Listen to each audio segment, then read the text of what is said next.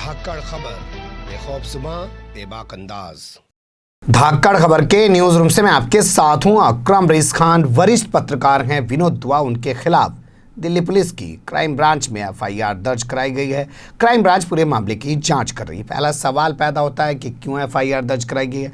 दूसरा सवाल पैदा होता है कि किसने एफआईआर दर्ज कराई गई है। और तीसरा सवाल पैदा होता है कि आखिर किस आधार पर एफआईआर दर्ज कराई गई है और क्या विनोद दुआ को पहली बार इस तरीके से निशाने पर लिया जा रहा है, ये भी एक सवाल पैदा होता है। इन सारे सवालात को आपके सामने रखने की कोशिश करेंगे, लेकिन शुरुआत करते हैं पहले सवाल के साथ। तो वरिष्ठ पत्रकार विनोद दुआ के खिलाफ एफआईआर दर्ज कराई गई है। दिल्ली पुलिस की क्राइम ब्रांच इस पूरे मामले की जांच में जुटी हुई है। हालांकि विनोद दुआ का ये कहना है कि अभी तक क्राइम ब्रांच ने उनसे कोई संपर्क नहीं किया। उन्होंने बाकायदा अपने फेसबुक पर लिखकर इसकी जानकारी दी है कि मेरे खिलाफ एफआईआर दर्ज की गई है। जबकि एफआईआर दर्ज करवाने वाले बीजेपी के नेता नवीन कुमार इस पूरे मामले पर अपने सोशल मीडिया पे हंगामा मचाए हुए हैं। बाकायदा वीडियो वायरल कर रहे हैं, वीडियो लाइव कर रहे हैं, बता रहे हैं कि उन्होंने विनोद दुआ के खिलाफ एफआईआर दर्ज करवा दी है। एपिसोड 245 जिसमें वो बात करते हैं द विनोद दुआ शो नाम का जो एपिसोड है, उसके आधार पर आरोप लगाया गया है कि वो देश में दो संप्रदाय को भड़काने की कोशिश कर रहे हैं, एक को दूसरे के खिलाफ खड़ा करने की कोशिश कर रहे हैं और उनको लड़ाने की कोशिशों में लगे हुए हैं। ये आरोप उन पर लगाया गया है और इसी तरीके से आरोप लगाते हुए कहा गया है कि उन्हें जो शाहीन बाग है उस के मामले में जो मुस्लिम हैं वो तो हीरो नज़र आते हैं, जबकि केंद्रीय मंत्री अनुराग ठाकुर, सांसद प्रवेश वर्मा, पूर्व विधायक कपिल मिश्रा उनको आतंकवादी नज़र आते हैं।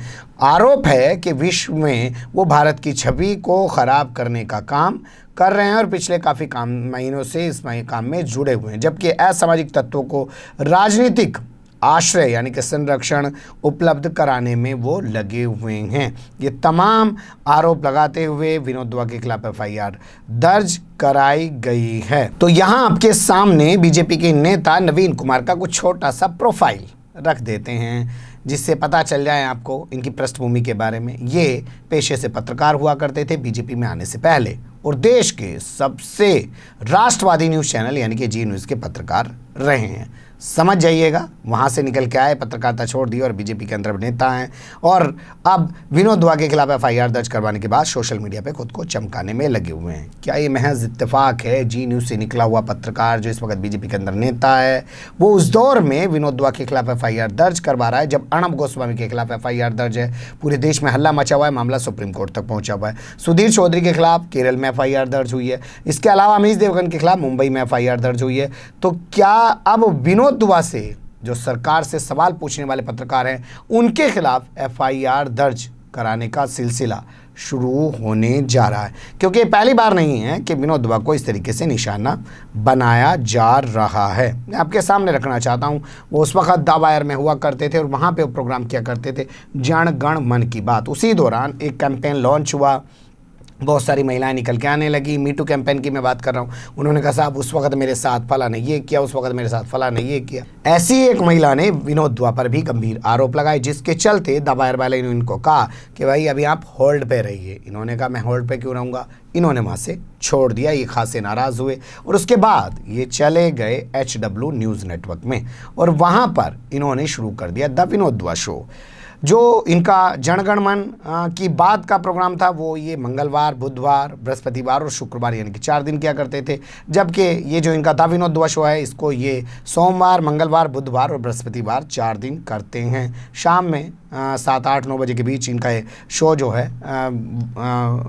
यूट्यूब पर अपलोड किया जाता है। बता दें आपको द वायर की आज जितनी भी पब्लिसिटी है उसमें बहुत बड़ा योगदान विनोद दुआ के जनगण मन शो का है। और आज HW न्यूज़ नेटवर्क जो है आप देखिएगा, सर्च कीजिएगा, जब विनोद दुआ वहाँ नहीं थे वहाँ पे क्या स्थिति थी उस चैनल की और आज विनोद दुआ के आने के बाद उस चैनल का नाम लोग जान पा रहे हैं। विनोद दुआ के बारे में आपको बता दूँ, ये उन पत्रकारों में शुमार किए जाते हैं जो बोलते ही नहीं लिखते भी हैं, या यूं कहें कि लिखते ही नहीं बोलते भी हैं। बहुत कम ऐसे पत्रकार हैं और सरकार की आंखों में आंखें डाल के सवाल पूछने की हिम्मत करते हैं। ये स्वराज इंडिया पर द विनोद दुआ लाइव शो में भी काफ़ी मुखर होकर अपनी बात को उठाते हैं। इसी के चलते ये तमाम इनके निशाने पे हैं कि पहले एक महिला को खड़ा कर दिया, अब कहाँ गई वो महिला, क्या हुआ उस मुकदमे का मीटू वाले का, लेकिन इनको वायर से निकाल दिया। अब ये जो है HW न्यूज़ नेटवर्क पर ये प्रोग्राम कर रहे हैं, इनके खिलाफ FIR दर्ज करा दी गई है। तो हो सकता है यहाँ से भी इनका रास्ता ये बंद कराने की कोशिश लगती हो। लेकिन कुछ चीज़ें अब मैं आपके सामने रख रहा हूँ जो धाकड़ खबर ने इनसे सीखी और समझी हैं। जिस वक्त मुझे दैनिक जागरण से निकाल दिया गया, मुझे कहते हुए कोई दिक्कत नहीं, बहुत से लोग कहते हैं ये मत क्या कीजिए निकाल। अरे निकाल तो इसलिए कह रहा हूँ ना, जब मैंने 3 दिन लगातार स्टोरी लिखी और मेरी स्टोरी पे पूरी बोर्ड मीटिंग में नगर पालिका की हंगामा हो गया, जेई को उसकी जांच कमेटी बना दी गई जेई के नेतृत्व में, और कोई खबर पे सवाल उठा नहीं रहा अखबार। लेकिन मुझे कह रहा है कि भैया क्योंकि बीजेपी के चेयरमैन के खिलाफ खबर लिखी है, होल्ड पे रही है, तो मैं होल्ड पे क्यों रहूँ? 4 लाइनें लिखिए, पकड़ी, हम नहीं रहना चाहते आपके संस्थान। तो उस दौरान हम परेशान थे, कौन सा अखबार ज्वाइन करें, क्या करें, क्यों नहीं करें। उससे पहले हिंदुस्तान अखबार छोड़ चुके थे, 6 महीने के अंदर 2-2 अखबार छोड़ देना, तमाम चीज़ें थी। तो उस दौरान मैंने देखना शुरू किया विनोद दुआ को। मैंने देखा एक शख्स जो 1974 से पत्रकारिता करता हुआ आ रहा है और बड़े बड़े स्टूडियो मल्टी कैमराज के बीच में उसने जर्नलिज्म किया है, टीवी की दुनिया में एक बड़ा नामी ग्रामी चेहरा है। वो शख्स यूट्यूब पे बैठा है और इतने इनफॉर्मल तरीके से, ऐसे चश्मा यहाँ लगा हुआ, नीली सी ढीली सी शर्ट, यहाँ मोबाइल रखा हुआ, कभी ऐसे फ़ोन उठा रहे हैं, कभी नाक को ऐसे कर रहे हैं, इतने इनफॉर्मल ढंग से उन्होंने खबरों को पढ़ना शुरू किया। तो उन्हें लगा कि ये जो है ये तो कुछ नया हो रहा है, यानी कि इस प्लेटफॉर्म पे लोग आ रहे हैं। और वाकई में वही सच साबित हुआ। विनोद दुआ ने खुद को अपनी एक नई पहचान दी इस प्लेटफॉर्म पे आके, और इस प्लेटफॉर्म पे आके उन्होंने इस प्लेटफॉर्म को यानी कि यूट्यूब को भी एक बहुत बड़ी पहचान दी। हम लोग भी इंस्पायर्ड हुए और हमें भी लगा कि हम भी काम कर सकते हैं। जब इतने बड़े पत्रकार जो 40-45 साल की पत्रकारिता का अनुभव रखते हैं, वो बड़े बड़े मल्टी स्टूडियो छोड़कर, मल्टी कैमराज को छोड़कर यहाँ ऐसे बैठे हैं यूट्यूब पे, तो आज यानी कि ज़माना इसी का आने वाला है। तब हम लोगों ने मार्च 2017 में धाकड़ खबर की शुरुआत की, तो इनसे बहुत कुछ सीखा समझा है।